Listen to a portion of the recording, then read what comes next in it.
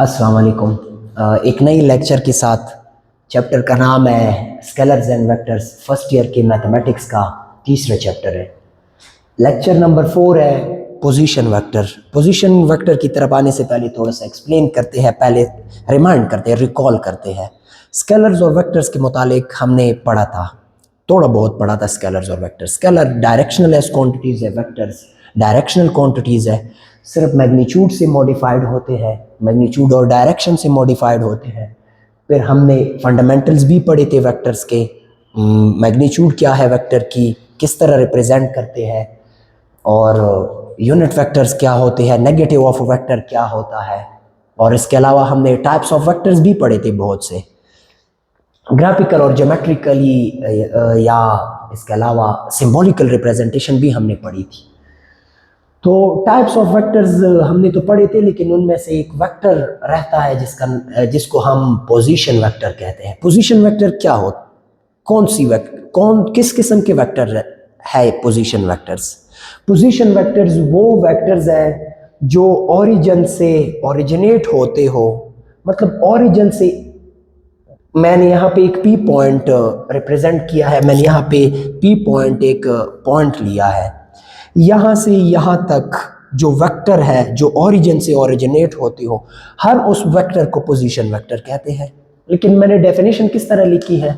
A vector which joins a given point P, वो vector जो किसी प्लेन में किसी पॉइंट को ज्वाइन करता हो, कहाँ से? इन द प्लेन और स्पेस, प्लेन में या स्पेस में, 2D सिस्टम या 3D सिस्टम में, विद द ओरिजिन, ओरिजिन के साथ हर वो पॉइंट प्लेन में, एक्स वाई प्लेन में या एक्स वाई जेड प्लेन में, हर वो पॉइंट जो ओरिजिन के साथ जिसको हम ओरिजिन के साथ कनेक्ट कर ले और ओरिजिन से आउटवर्ड, बाहर की तरफ उसकी डायरेक्शन हो, तो उन वेक्टर्स को हम क्या कहते हैं? वो पोजीशन वेक्टर्स हैं। अब पोजीशन वेक्टर तो इसको कहते हैं, लेकिन इसको रिप्रेजेंट कैसे फिर करते हैं? ओ पी, ओरिजिन से ओरिजिनेट हो गया है, इसका मतलब है इसका इनिशियल पॉइंट जो है वो ओरिजिन है, और टर्मिनस पॉइंट जो है या टर्मिनल पॉइंट जिसको कहते हैं, इसको इनिशियल पॉइंट कहते हैं या ओरिजिन कहते हैं।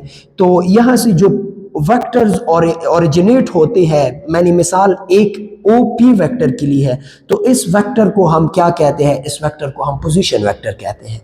रिमाइंड करते हैं थोड़ा सा, पहले मैंने एक पॉइंट ली थी जिसके कोऑर्डिनेट्स एक्स और वाई थे, ऑर्डर पेयर शक्ल में लिखा था।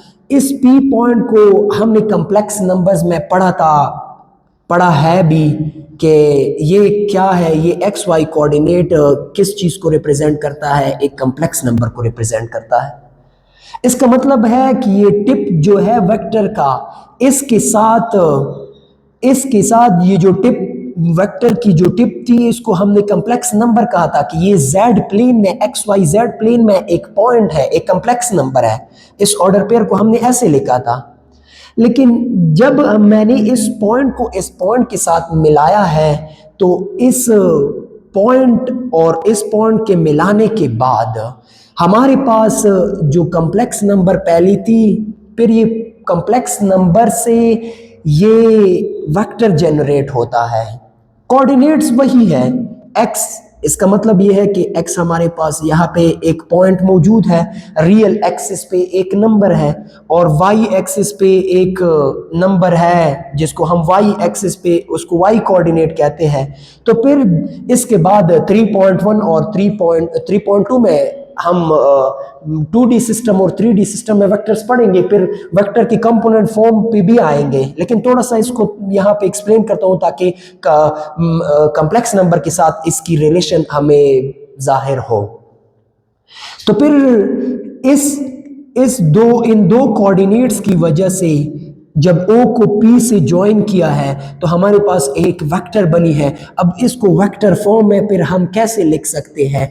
OP वेक्टर x कोऑर्डिनेट के अलोंग, हमने यूनिट वेक्टर का जिक्र किया था जिनकी मैग्नीट्यूड 1 होती है, वो वेक्टर जिनकी मैग्नीट्यूड 1 होती है और डायरेक्शनल यूनिडायरेक्शनल होती है, उन वेक्टर्स को हम क्या कहते हैं?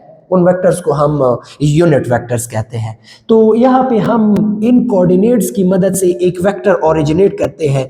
ये पॉइंट जो है, ये वेक्टर जो है, ये एक्स एक्सिस से बी फासले पर है, मतलब ओरिजिन से यहाँ तक का फासला।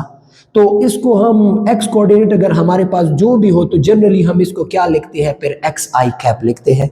और वाई हमारे पास एक दूसरा कोऑर्डिनेट है, ऑर्डिनेट है, इसको एब्सिसा कहते हैं, इसको ऑर्डिनेट भी कहते हैं, इसको एक्स कोऑर्डिनेट, इसको वाई कोऑर्डिनेट भी कहते हैं। ये इंडिपेंडेंट वेरिएबल्स होते हैं, इनको डिपेंडेंट वेरिएबल्स कहते हैं। लेकिन यहाँ वेक्टर फॉर्म जब लिखेंगे तो इनका ओपी का, ये पोजीशन वेक्टर का वेक्टर फॉर्म ही होगा।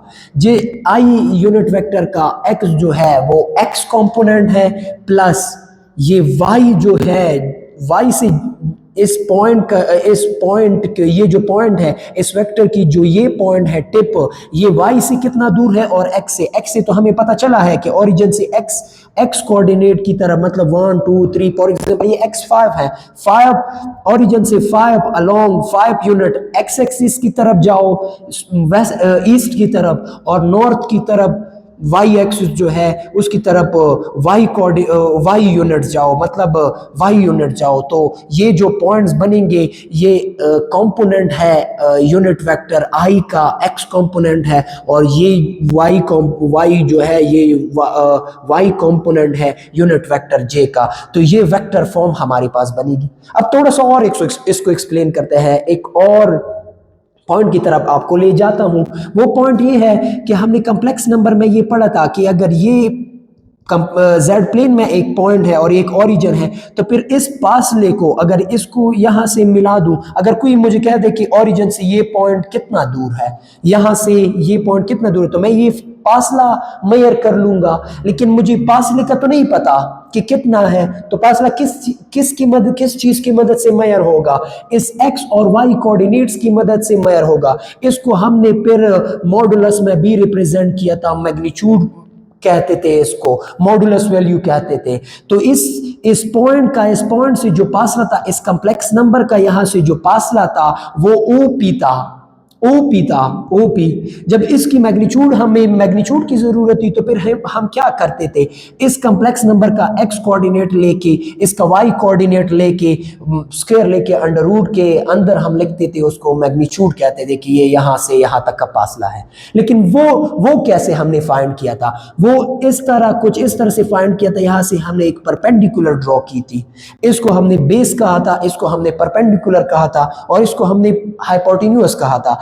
इस थीटा के जरिए से, इस थीटा की वजह से, थीटा के ऑपोजिट जो एंगल ऑफ ऑब्जर्वेशन है, ये एंगल ऑफ ऑब्जर्वेशन के सामने वाली साइड को हम परपेंडिकुलर कहते थे, और दूसरी 90 के ऑपोजिट साइड को क्या कहते थे, हाइपोटेन्यूज। और ये जो साइड था हमारे पास, ये क्या थी, ये बेस थी। तो ये हमारे पास एक्स ये डिस्टेंस क्या है हमारे पास, ये है एक्स, मतलब जो भी वैल्यू आ सकती है, वैल्यू कोई भी वैल्यू आ सकती है। इसका मतलब है ये x2 भी हो सकता है, 3 भी हो सकता है, लेकिन एक्स एक्सिस के इस डायरेक्शन पे है पॉजिटिव वैल्यू, और वाई के इस डायरेक्शन पे है पॉजिटिव वैल्यू, एनी वैल्यू आ सकती है। और ये हमारे पास क्या था, ये हमारे पास वाई था। तो फिर हमने इस लेंथ को कैसे मेजर किया था, इस लेंथ को हमने इस पाइथागोरस थ्योरम की वजह से, वो पाइथागोरस थ्योरम क्या थी, हाइपोटेन्यूज के ऊपर स्क्वायर ले लो, बेस के ऊपर स्क्वायर ले लो, प्लस परपेंडिकुलर के ऊपर स्क्वायर ले लो। तो इसको हम कैसे लिखते थे फिर, ओपी, ये एक मैग्नीट्यूड है, इसका square is equal to base, हमारे पास क्या है, एक्स स्क्वायर, एक्स है होल स्क्वायर, प्लस वो परपेंडिकुलर हमारे पास क्या थी, वाई स्क्वायर। तो इस हमें मैग्नीट्यूड चाहिए ओपी की स्क्वायर की मैग्नीट्यूड नहीं, तो इस स्क्वायर को हम कैसे खत्म करते थे, स्क्वायर रूट के साथ। तो मैं डायरेक्ट लिख सकता हूँ OP magnitude is equal to x square plus y square under the root, दोनों साइड पे हमने अंडर रूट लेनी है। सही है। अगर दोनों साइड पे अंडर रूट लेते हैं तो ये अंडर रूट, यहाँ पे जो अंडर रूट है वो स्क्वायर के साथ कैंसिल होगा, हमारे पास मैग्नीट्यूड ये आएगी। इसको हम मॉडुलस या मैग्नीट्यूड कहते थे, या पासला, इसको हमने पासले का नाम दिया था कि इस पी का ओरिजिन से ये पासला है, वो हम इस तरह मायर करते थे।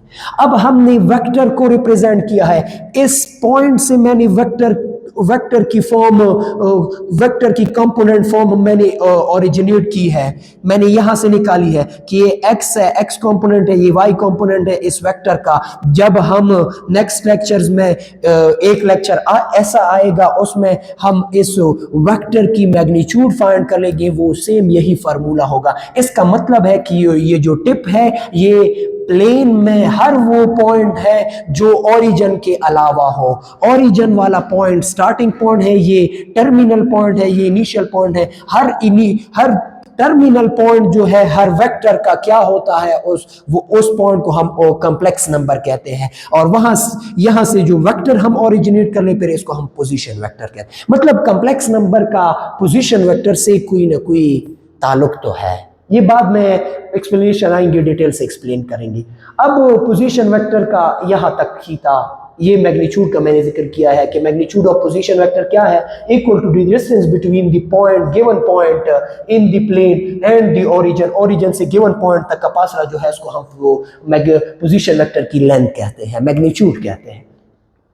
अब आते हैं स्केलर एडिशन और वेक्टर्स एडिशन की तरफ।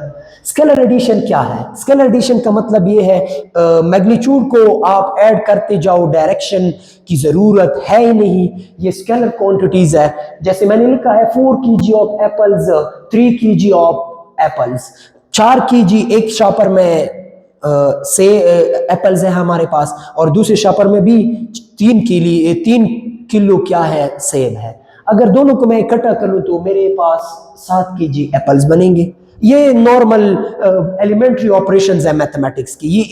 ये हर तरह के हर किस्म की वो एडिशन होगी, वो न्यूमेरिक एलिमेंट्री अलजब्रा की जो ऑपरेशन है वो इस तरह ही ऐड होगी। अब हमारे पास है वेक्टर एडिशन। क्या वेक्टर एडिशन इस तरह की एलिमेंट्री लॉज को, एलिमेंट्री मैथमेटिक्स के जो लॉज है अलजब्रा के,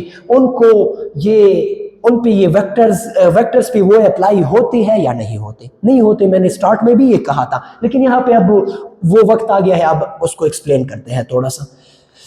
अगर दो वेक्टर है मेरे पास, एक वेक्टर है ये 4 सेंटीमीटर, ये भी ईस्ट की तरफ है और ये भी ईस्ट की तरफ है। इसका मतलब ये है कि अगर मैं 4 सेंटीमीटर का फासला इस डायरेक्शन में कवर कर लूं और 3 सेंटीमीटर और कवर कर लूं, तो मेरे पास जो फासला होगा वो दोनों वेक्टर की एक डायरेक्शन में फासला है, वो मेरे पास क्या बनेगा? वो मेरे पास बनेगा 7 सेंटीमीटर। अगर ये हमारे पास 4 सेंटीमीटर फासला है, ये हमारे पास 3 सेंटीमीटर फासला है, तो टोटल जो है हमारे पास क्या बनता है? 7 सेंटीमीटर टोटल लेंथ। अब एक और एग्जांपल लेते हैं। अगर मैं 4 सेंटीमीटर इस डायरेक्शन में जाऊं और मुझे स्टूडेंट आवाज दे दे कि सर 3 सेंटीमीटर आपने पीछे जाना है। अब इसने मुझे देखा है कि मैं पहले आगे गया हूं फिर पीछे। पहले मैंने आगे 4 सेंटीमीटर फासला कवर किया है, फिर मैंने 3 सेंटीमीटर पीछे कवर किया। इसका मतलब है कि मेरा नेट जो रिजल्ट है वो मेरे पास क्या है? 1 सेंटीमीटर है। वो कहेगा आपने तो 1 सेंटीमीटर फासला कवर किया है। तो फिजिक्स में जो वेक्टर है वो इस तरह ही ऐड होते हैं। हेड टू टेल रूल में फिर से एक्सप्लेन करेंगे इन पॉइंट्स को। तो ये मेरे पास 4 सेंटीमीटर का है लेंथ। अगर मैंने 4 सेंटीमीटर ईस्ट की तरफ फासला कवर किया और फिर 3 सेंटीमीटर वेस्ट की तरफ फासला कवर किया, 3 सेंटीमीटर, तो मेरे पास जो रिजल्टेंट फासला है वो क्या है? 4 - 3। बेसिकली हमने तो वेक्टर्स को ऐड किया है, हमने तो वेक्टर को ऐड किया है, दोनों वेक्टर्स को ऐड किया है, लेकिन डायरेक्शन की वजह से हमें जो रिजल्ट मिला है वो 1 सेंटीमीटर का ही मिला है। बेसिकली हम तो ऐड कर रहे हैं लेकिन हमें रिजल्ट 1 सेंटीमीटर का मिला है। अब एक और पॉइंट एक्सप्लेन करते हैं। अगर मैं एक वेक्टर को ले लूं 4 सेंटीमीटर, उसने एक बंदे ने यहां से ईस्ट की तरफ फासला कवर किया है, और 3 सेंटीमीटर वो नॉर्थ की तरफ गया है, 3 सेंटीमीटर वो नॉर्थ की तरफ गया है। तो फिर जो रिजल्टेंट होगा, एक रास्ता, अगर यहां से यहां तक मैंने पहुंचना है तो 2 रास्ते हैं। एक इन इन 2 वेक्टर्स ने कंबाइनली ये बताया है, अगर आप 4 सेंटीमीटर ये फासला कवर करोगे, 3 सेंटीमीटर ये कवर करोगे, तो आप इधर आओगे। हेटुटेल रूल के मुताबिक हम ये फासला यहां से अगर कवर कर ले, जो शॉर्टेस्ट डिस्टेंस है, डायरेक्ट डिस्टेंस है इस पॉइंट और इसके दरमियान, वो हमारे पास फिर क्या आएगा, वो 5 सेंटीमीटर आएगा। इसका मतलब है 4 सेंटीमीटर प्लस 3 सेंटीमीटर का फासला क्या आता है, 5 सेंटीमीटर। तो ये सोचने वाली बात है। इसका मतलब ये है कि वेक्टर्स की जो एडिशन है वो नॉर्मल स्केलर एडिशन की तरह नहीं है। इसके लिए किसी खास रूल की ज़रूरत है। वो खास रूल है क्या, उसको हम हेड टू टेल रूल कहते हैं। हेड टू टेल रूल क्या है? Draw the first vector. अगर ये हमारे पास एक फर्स्ट वेक्टर है, यहां से यहां तक, इनिशियल पॉइंट से फाइनल पॉइंट तक, ये हमारे पास एक फर्स्ट वेक्टर है। ये डायरेक्शन किस डायरेक्शन में है? ये ईस्ट की डायरेक्शन में है, इस साइड पे। ये फर्स्ट वेक्टर है। ड्रॉ दी फर्स्ट वेक्टर, यहां से यहां तक मैं एक वेक्टर ड्रॉ करूंगा। फिर इसकी अगर इस तरह की डायरेक्शन है, ये दूसरा वेक्टर है। इसकी टेल से हेड तक जो वेक्टर है इसकी इनिशियल पॉइंट से हेड तक, ये जो वेक्टर है इसके हेड के साथ कनेक्ट कर लूंगा। तो ये 2 वेक्टर ऐड हो गए हमारे पास। अब जो रिजल्टेंट है वो कैसे ड्रॉ होगा? हेड टू टेल रूल के मुताबिक फर्स्ट वेक्टर की ओरिजिन से लास्ट वेक्टर की जो लास्ट वेक्टर है उसकी हेड तक, ये हमारे पास फिर इस डायरेक्शन में, इस यहां तक हमारे पास क्या होगा? रिजल्टेंट होगा। तो हम कह सकते हैं कि हेड टू टेल रूल कौन सी रूल है? एडिशन ऑफ वेक्टर्स के लिए, वेक्टर एडिशन के लिए यही रूल इस्तेमाल होता है। ये किस तरह हम इसकी डेफिनेशन करते हैं? Head to tail rule vector addition है, वेक्टर एडिशन के लिए यही रूल इस्तेमाल होता है। लेकिन हेड टू टेल रूल है क्या? ड्रॉ द फर्स्ट वेक्टर, किसी एक वेक्टर को ड्रा कर ले उसकी डायरेक्शन में, जो उसकी अपनी डायरेक्शन में। फॉर एग्जांपल हमारे पास एक वेक्टर है, ये मैंने इस फर्स्ट वेक्टर को ड्रॉ किया इस तरह। ड्रॉ दी फर्स्ट वेक्टर को मैंने ड्रॉ किया। कनेक्ट द टेल, अगर दूसरा वेक्टर मेरे पास ये है इस डायरेक्शन में, connect the tail of the second vector, ये फर्स्ट वेक्टर है मेरे पास, ये फर्स्ट वेक्टर है, ये मेरे पास सेकंड वेक्टर है। तो मैं कैसे हेड टू टेल रूल के जरिए ड्रॉ कर लूंगा? Draw the first vector in the same direction, draw the first vector in the same direction, connect the tail of the second with the head of the first in the direction of and draw the vector in the direction of second vector की direction में इसको हमने draw करना है इस तरह। इसकी direction जो है वो अपनी डायरेक्शन होगी, जो इसकी अपनी डायरेक्शन है। इसका मतलब ये है कि अगर ये इसके साथ, एक्सिस के साथ अल्फा जो भी एंगल बनाता है, तो ये उस वेक्टर के साथ वही एंगल बनाएगा। अगर ये अल्फा सेम ना है तो ये वेक्टर एडिशन गलत किया है हमने। वेक्टर एडिशन के लिए दूसरे वेक्टर को जब पहले से ऐड करना है, पहले के हेड के साथ हमने ऐड करना है, इस एंगल को मैंने देखना है। अगर ये एंगल, फॉर एग्जांपल जो भी एंगल है मेरे पास, अल्फा मैंने रिप्रेजेंट किया है, इस अल्फा को यहाँ पे अल्फा वाली एंगल लगानी है, तब ये वेक्टर इसकी डायरेक्शन में होगा। अगर इसको मैं यहां पे ड्रॉ करूं फिर तो ये वाली एंगल नहीं है ना। अब हमें अंदाजा लग रहा है कि इस पॉइंट पे जो ये एंगल बनती है वो तकरीबन सेम ही है।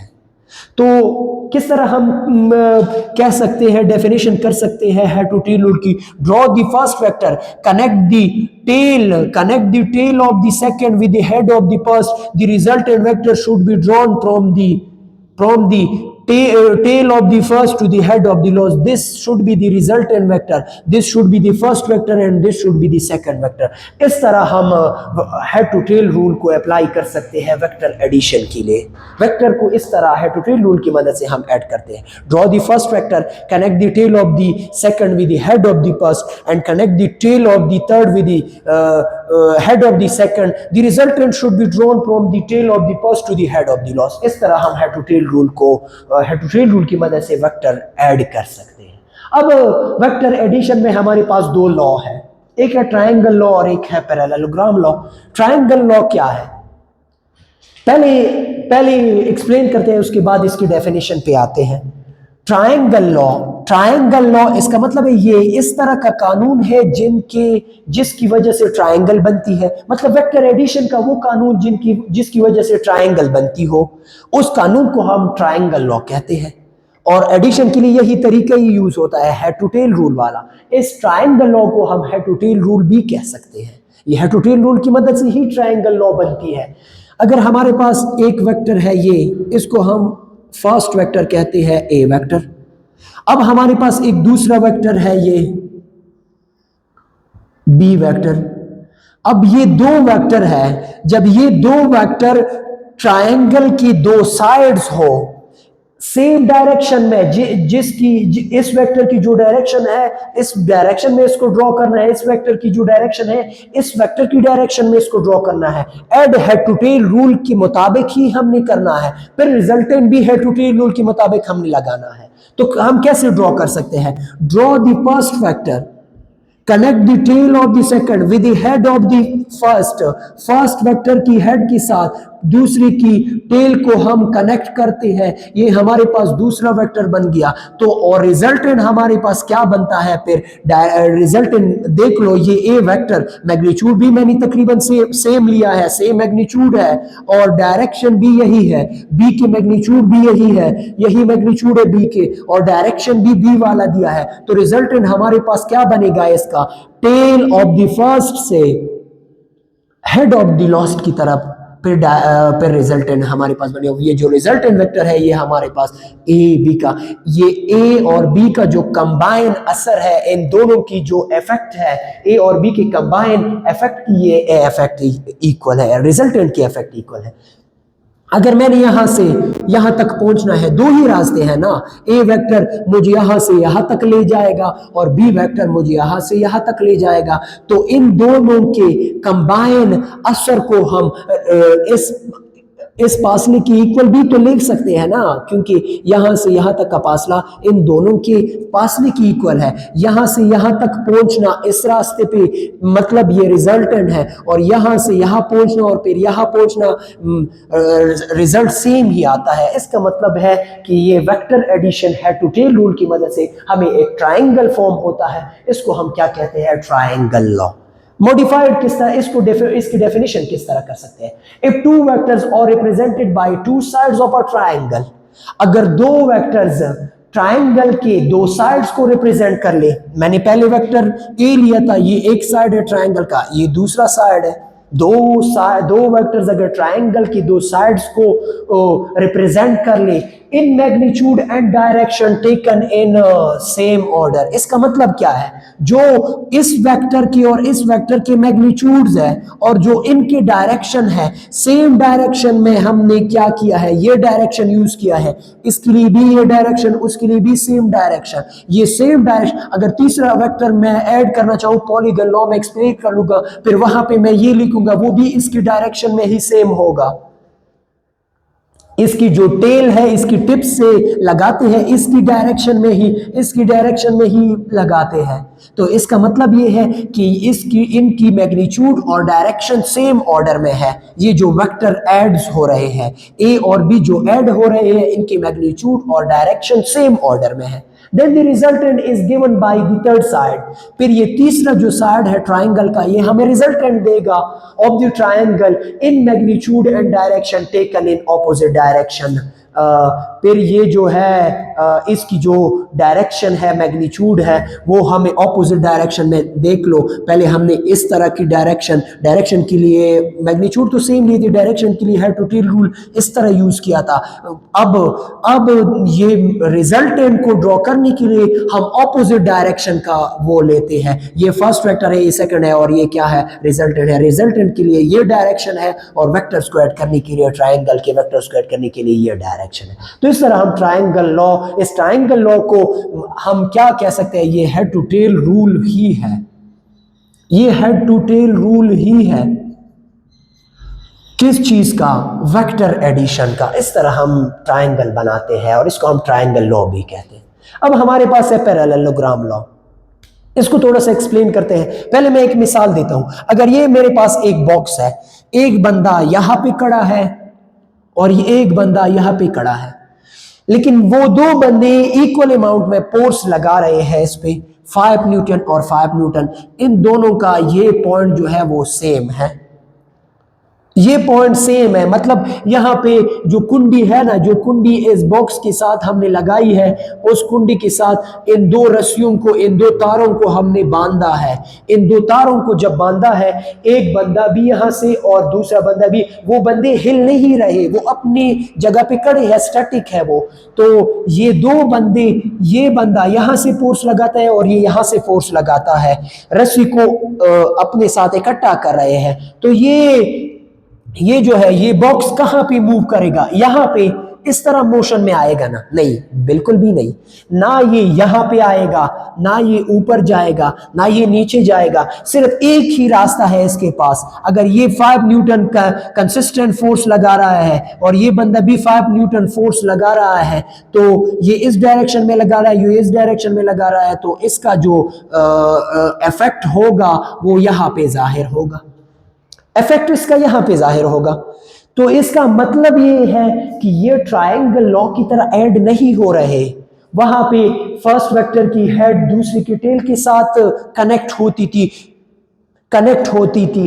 अब यहाँ पे फर्स्ट वेक्टर की, या अगर इसको फर्स्ट ले लूँ, इसको सेकंड ले लूँ, तो दोनों की टेल आपस में एक पॉइंट पे मिलती है। इसका मतलब है ये पैरेललोग्राम लॉ जो है, इसकी जो रिजल्टेंट है वो कौन सी वेक्टर पर होगी? ये वाली। अब 4 से हमें अंदाजा चला है, अगर 5 न्यूटन ये बंदा लगा दे और 5 न्यूटन ये बंदा लगा दे, तो ये बॉक्स कहाँ पे जाएगा? ना ऊपर जाएगा, ना नीचे, ना इस साइड पे आएगा, ये बीच में से गुजरेगा। अब दोनों वेक्टर का जब इक्वल फोर्स किसी एक पॉइंट में इस डायरेक्शन में, यहां पे जो एंगल बनती है ना, यहां पे जो एंगल बनती है, ये एंगल सेम है। अल्फा 1 और अल्फा 2 जो हमारे पास है, ये दोनों सेम है। जब एंगल सेम हो, जब एक्सिस के अलोंग एंगल सेम हो, इस वेक्टर का भी और इस वेक्टर का भी, तो फिर रिजल्टेंट उसके बीच में से ही आएगा। अब मैं पैरेललोग्राम लॉ को, पैरेललोग्राम ड्रॉ करके आपको बताता हूं थोड़ा सा। ये अगर हमारे पास एक वेक्टर है, ये हमारे पास अगर एक वेक्टर है और ये हमारे पास दूसरा वेक्टर है, और ये हमारे पास एक दूसरा वेक्टर है, इसको फर्स्ट कहते हैं, इसको सेकंड कहते हैं। लेकिन ये दो वेक्टर क्या है? एडजेसेंट वेक्टर है, कॉमन वर्टेक्स है इन दोनों का। अगर ये कॉमन वर्टेक्स है, तो इसका रिजल्टेंट फिर क्या होगा? इसका रिजल्टेंट फिर इस वेक्टर के पैरेलल एक लाइन हमने ड्रॉ करनी है, और इस वेक्टर के पैरेलल भी एक लाइन हमने ड्रॉ करनी है। तो इसका जो रिजल्टेंट आएगा वो ये वेक्टर ही होगा, ये बीच वाला। मैंने बताया भी है वो रीजन क्या है। वो रीजन यही है कि ये इस तरह इसकी रिजल्टेंट यहां पे शो हो रही है। इन दोनों का, इन दो वेक्टर्स का जो इफेक्ट है, जो असर है, वो यहां पे जाहिर हो रहा है, इसलिए इसको हम इन दो वेक्टर्स का रिजल्टेंट कह सकते हैं। इसको कहते हैं पैरेललोग्राम लॉ। अब हमारे पास एक और है जिसको हम पॉलीगन लॉ भी कह सकते हैं, पॉलीगन लॉ कहते हैं।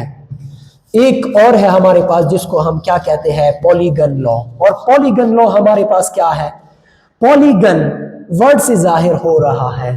पॉलीगन लॉ तीसरी वेक्टर एडिशन में तीसरा लॉ है, पॉलीगन लॉ। ये किस तरह है? Poly mean many, gone angles. मतलब ये वो लॉ है जिसमें मैनी एंगल्स बनते हैं। यहां पे क्या था? वेक्टर के एडिशन से एक एंगल यहां पे बनता था, ये दो तो रिजल्टेंट की वजह से बन रहे थे, इसलिए इसको पॉलीगन नहीं कह रहे, इसलिए इसको पॉलीगन लॉ नहीं कहा है। वैसे ये पॉलीगन है, मैनी एंगल्स तो रखता है, लेकिन ये पॉलीगन लॉ नहीं है, क्योंकि वेक्टर्स के एडिशन से मैनी एंगल्स नहीं बन रहे। वेक्टर्स के एडिशन से सिर्फ एक ही एंगल बनी थी पहले, इसलिए इसको क्या कहते हैं? इसको ट्रायंगल लॉ कहते हैं, और इसको पैरेललोग्राम लॉ कहते हैं। इसमें भी एक ही एंगल बनी थी।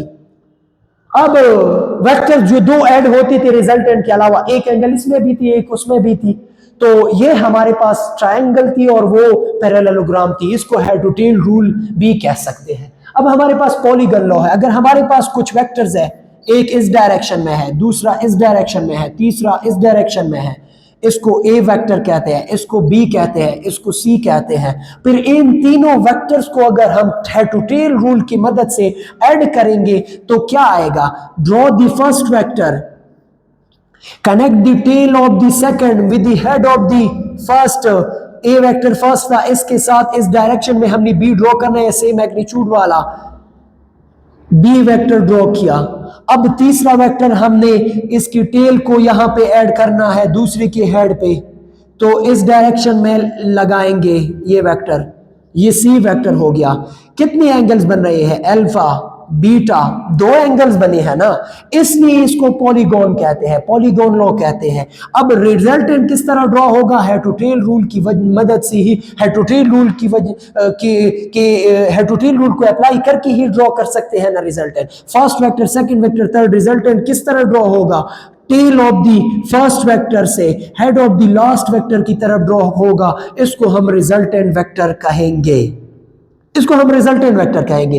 ये इन तीन वेक्टर्स की इफेक्ट को कंबाइनली ये एक्सप्लेन कर रहा है। इसका मतलब ये है अगर मैं यहां से यहां तक आना चाहता हूं, जाना चाहता हूं, तो फिर मैं दो रास्ते इख्तियार कर सकता हूं। एक यहां से यहां तक, ये वेक्टर हमें यहां से यहां तक पहुंचाएगा, और ये यहां से यहां तक, और ये रिजल्टेंट कंबाइनली इन तीनों वेक्टर्स के असर को ये अकेला ही हमें रिजल्ट इसका देगा, यहां से यहां तक पहुंचाएगा, इसलिए हम इसको इसका रिजल्टेंट कहते हैं। अब थोड़ा सा इसको और एक्सप्लेन करते हैं। अगर हमारे पास और वेक्टर्स है, अगर हमारे पास और वेक्टर्स है, और वेक्टर्स कितने? फॉर एग्जांपल हमारे पास एक वेक्टर ये है ए, दूसरा वेक्टर ये है बी, मैग्नीट्यूड थोड़ा सा ज्यादा लेते हैं, तीसरा वेक्टर ये है सी, और चौथा वेक्टर ये है डी। अब इनको हेड टू टेल रूल की मदद से ड्रॉ करते हैं, पॉलीगन लॉ बनेगी हमारे पास। पहले क्या ड्रॉ करते हैं? पहले फर्स्ट वेक्टर ड्रॉ करते हैं। फर्स्ट वेक्टर हमारे पास क्या है? ये ए वेक्टर है, और दूसरा वेक्टर क्या है? बी। इसकी टेल को इसके हेड के साथ मिलाएंगे और वेक्टर को ड्रॉ करेंगे, यह हमारे पास बी वेक्टर बन गया। अब सी वेक्टर कौन सा है? इस पे स्ट्रेट है, टेल सी के टेल को इसके हेड के साथ मिलाएंगे तो यह हमारे पास क्या बनेगा? सी वेक्टर बनेगा। और चौथा जो वेक्टर है वो हमारे पास क्या है? डी, वो इस डायरेक्शन में है। अब हम थोड़ा सा इसको चेक करते हैं। ये फर्स्ट वेक्टर, ये सेकंड वेक्टर, इन दोनों का अगर हम रिजल्ट ड्रॉ करना चाहे तो हम ड्रॉ कर सकते हैं इस तरह। एक्सरसाइज में एक क्वेश्चन भी होगा, एग्जांपल में, एग्जांपल खुद देख लें, एक्सरसाइज को डिस्कस कर लेंगे इस टॉपिक के बाद। तो इसको क्या कहते हैं? ए प्लस बी वेक्टर। ये इन दोनों के कंबाइन, इन दोनों का रिजल्ट ये है हेड टू टेल रूल के मुताबिक। और ये जो है इस वेक्टर और इस वेक्टर तीनों का कंबाइन रिजल्ट है ये वेक्टर। इसको क्या, इसको या तो कहते हैं या इस तरह कह सकते हैं, ए प्लस बी प्लस सी, इन तीनों की एडिशन से ये वेक्टर बनी है। या हम इस तरह कह सकते हैं इस वेक्टर और इस वेक्टर के एडिशन से बनी है, इसलिए हम इसको क्या कहते हैं? A vector plus B vector plus C vector. ये हमारे पास क्या बना? अब ये दूसरा रिजल्टेंट बना, लेकिन ये पहला जो रिजल्टेंट था ये दो वेक्टर्स का रिजल्टेंट था, और ये तीसरा जो रिजल्टेंट है ये तीनों का रिजल्टेंट है। अब ये जो लास्ट रिजल्टेंट है इसको हम इस तरह ड्रॉ कर सकते हैं। ये इन इस और बी सी डी ए ये सब का रिजल्टेंट ये वेक्टर है हमारे पास। तो इस लॉ को हम क्या कहते हैं? इस लॉ को हम इस लॉ को ना ट्रायंगल कह सकते हैं, क्योंकि ना ट्रायंगल बनी है, ना पैरेललोग्राम बना है, ना कोई और ज्योमेट्रिकल, लेकिन इसकी शक्ल, इसमें मैनी एंगल्स बनते हैं इस ज्योमेट्रिकल फिगर में, इसलिए इसको पॉलीगॉन कहते हैं। हर किस्म की ज्योमेट्रिकल फिगर इनसे बन सकते हैं। और डी वेक्टर। अब एक और पॉइंट मैं लिखना चाहूंगा, वो ये है कि ये जो है हमारे पास पैरेललोग्राम लॉ, ये फर्स्ट वेक्टर दो एडजेसेंट साइड थे, इसके पैरेलल हमने ये वेक्टर ड्रॉ किया था इसकी डायरेक्शन में।